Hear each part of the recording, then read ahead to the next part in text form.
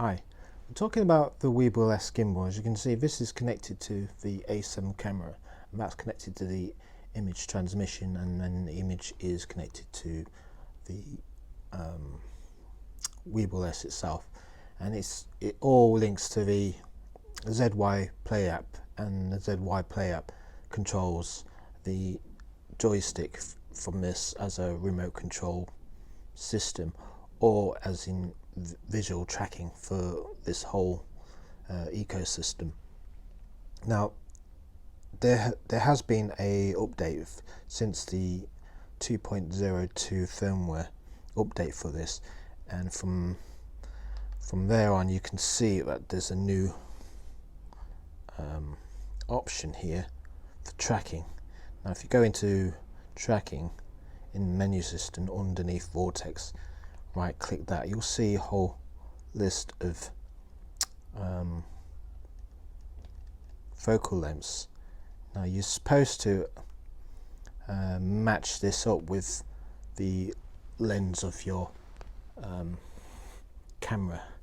For me, I've got this 35mm APS-C lens, which is an anamorphic, but it should work as a regular lens for this weebil gimbal system.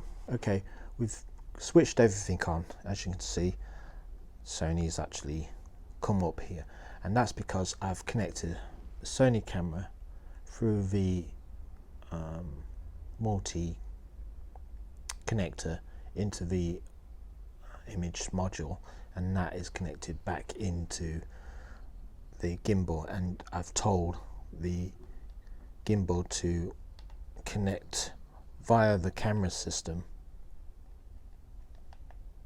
CCS, as you can see there. So anything I say from the ZY Play app can control this gimbal.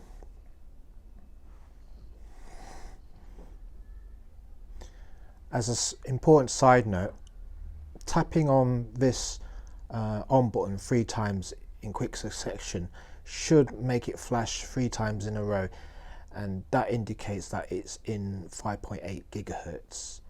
In a residential area such as where I'm living, 2.4 gigahertz makes it really difficult when there's loads of hotspots around, Wi-Fi hotspots around.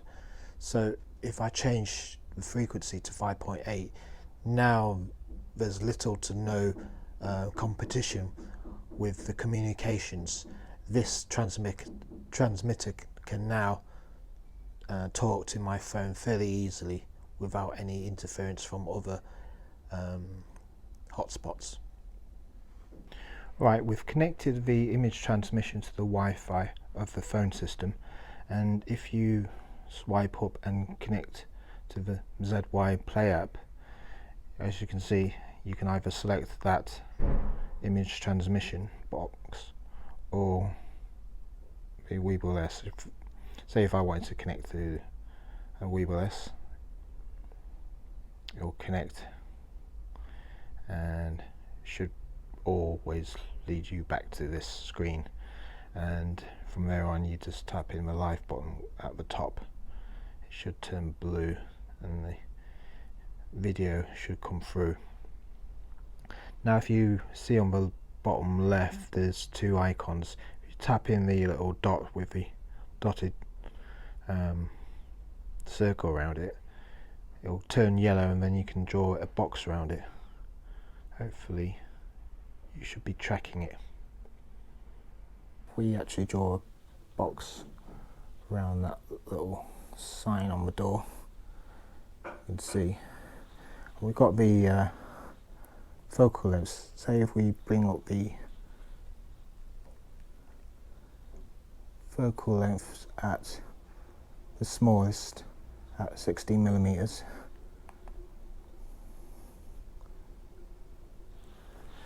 should be giving us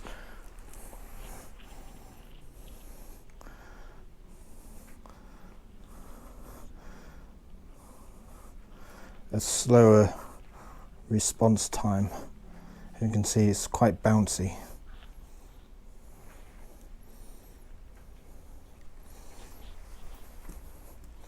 Now if we try it again, this time with the tracking at the highest at 105 millimeters,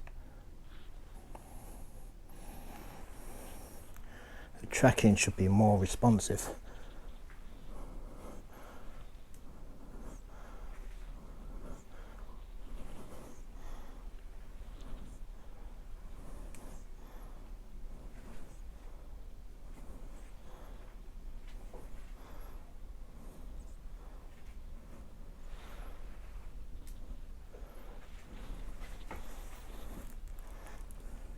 I mean, it's not perfect, but all I can say is that this tracking kind of works in various degrees of the focal lengths. So I'll try my personal use, a 35mm, which seems to be a bit in between, fairly responsive.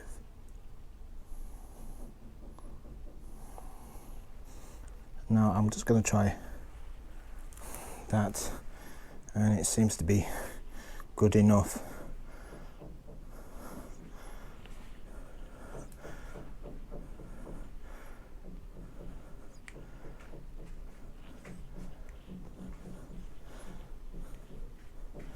For most close quarters stuff, I mean, the distance here between the door is about maybe 2.5 meters,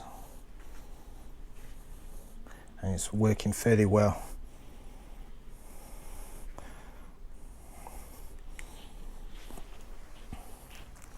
Anyway, I encourage you to try the different tracking degrees on the gimbal and the active tracking on the phone itself, all working fairly well together. Anyway, please like and subscribe to this channel, and I'll give you some more hints and tips. Cheers, bye.